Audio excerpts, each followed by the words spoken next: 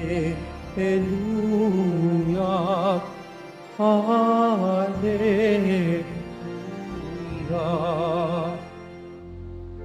Sa krus ni Kristo dinangal itong ating pamumuhay na para sa Kanya lamang.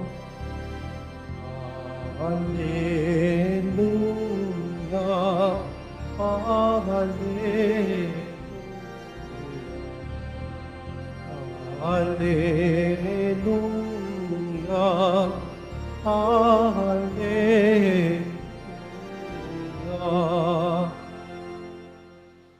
Sumainyo ang Panginoon, at sumairi. ang mabuting balita ng Panginoon ayon kay San Marcos. Papuri sa iyo, Panginoon.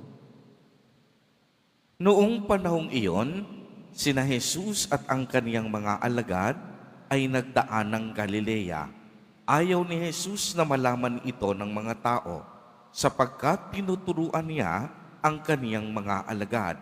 Sinabi niya, ang anak ng tao ay ipagkakanulo at papatayin, ngunit muling mabubuhay sa ikatlong araw. Hindi nila nauunawaan ang sinabi niya, ngunit natatakot naman silang magtanong sa kanya.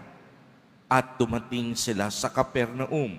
Nang sila'y nasa bahay na, tinanong ni Jesus ang kaniyang mga alagad, ano bang pinagtatalunan ninyo sa daan? Hindi sila kumibo, sapagkat ang pinagtatalunan nila'y kung sino sa kanila ang pinakadakila. Naupo si Jesus, tinawag ang 12 at sinabi, ang sinumang nagnanais maging una ay dapat maging huli sa lahat at maging lingkod ng lahat. Tinawag niya ang isang maliit na bata at pinatayo sa harapan nila.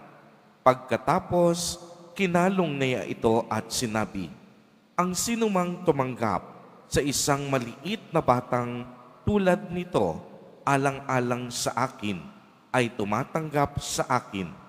At sinumang tumatanggap sa akin, hindi ako ang kaniyang tinatanggap, kung hindi ang nagsugo sa akin. Ang mabuting balita ng Panginoon. Pinupuri ka namin, Panginoong Hesukristo. Magsiupo mo ng lahat. Magandang umaga po sa inyong lahat, mga kapatid kay Kristo. Sa lahat po ng ating mga taga-subaybay, sa iba't ibang online platforms, at sa lahat ng ating mga kadiboto, sa iba't ibang panig ng Pilipinas, at maging sa buong mundo, kung saan tayo ay naaabot ngayon ng ating live streaming. Mapayapang umaga din po sa inyong lahat. Purihin at dakilain natin ang ating Panginoon, ang mahal na poong Jesus Nazareno. Mga kapatid kay Kristo at mga kadiboto, malugod po namin kayong tinatanggap sa Basilica Minor at Pambansang Dambana ni Jesus Nazareno. Habang tayo po ay papalapit na sa panahon ng Kwaresma, ang mga araw na paghahanda para sa mga mahal na araw, gayon pa lamang sa ating Ebanghelyo, inilalahad na ni Jesus Nazareno ang gagawin niyang paghahain ng kaniyang sariling dugo at buhay. Sinabi niya na ang anak ng tao ay ipagkakanulo at papatayin, ngunit muling mabubuhay sa ikatlong araw. At bagamat hindi pa ito nauunawaan ng mga apostol, ay pinaalalahanan sila ni Jesus. Ang sinumang tumatanggap sa isang maliit na batang tulad nito, alang-alang sa akin, ay tumatanggap sa akin. At sinumang tumatanggap sa akin, hindi ako ang kaniyang tinatanggap, kung hindi ang nagsugo sa akin. Kaya nga po ang magandang unang itanong ay kung kilala ba talaga natin si Jesus Nazareno. O kilalang lang natin ang tungkol kay Jesus. Magkaiba pong sabihin, kilala ko si Jesus at kilala ko ang tungkol kay Jesus. Kapag sinabi po natin, kilala o alam ko ang tungkol kay Jesus, ang pagkakilala natin sa Kanya ay hanggang sa isip at kamalayan lamang. Maaaring eksperto ka sa pagkakakilanlan kay Jesus dahil siya'y iyong napag-aralan sa Biblia. Nabasa mo ang tungkol sa Kanya sa mga libro, sa mga katisismo ng simbahan. Maaaring nakilala mo siya sa pamamagitan ng pagteteolohiya at masusing pag-aaral ng kaniyang buhay. Ngunit sa bandang huli, ay kilala mo lamang ang tungkol kay Jesus. At ito ay nananatiling sa isip mo lamang. Iba rin po ang sabihin, kilala ko si Jesus bilang aking Panginoon, tagapagligtas, manunubos at kaibigan dahil nadama ko ang kaniyang presensya sa aking buhay. Dito ang ibig sabihin ng pagkakakilanlan kay Jesus ay dahil sa ating espiritual na karanasan at pakikipag-ugnayan sa Kanya.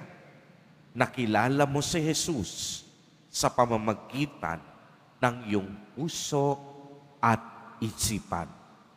Kung nakilala mo si Jesus bilang iyong Panginoon, nararapat lamang maisabuhay mo ang pagkakilala sa Kanya.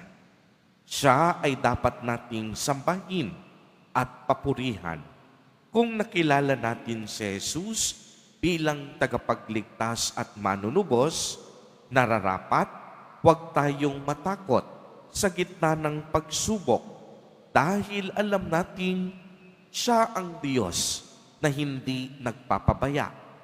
Kung nakilala natin si Jesus bilang ating kaibigan, nararapat lagi natin siyang kausapin sa pamamagitan ng palagiang pagdarasal at pagdalo sa banal na Eucharistia.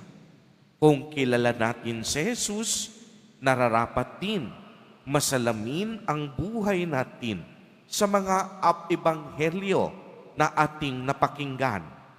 Kung kilala natin si Jesus, nararapat lamang sundin natin ang kaniyang mga yapak.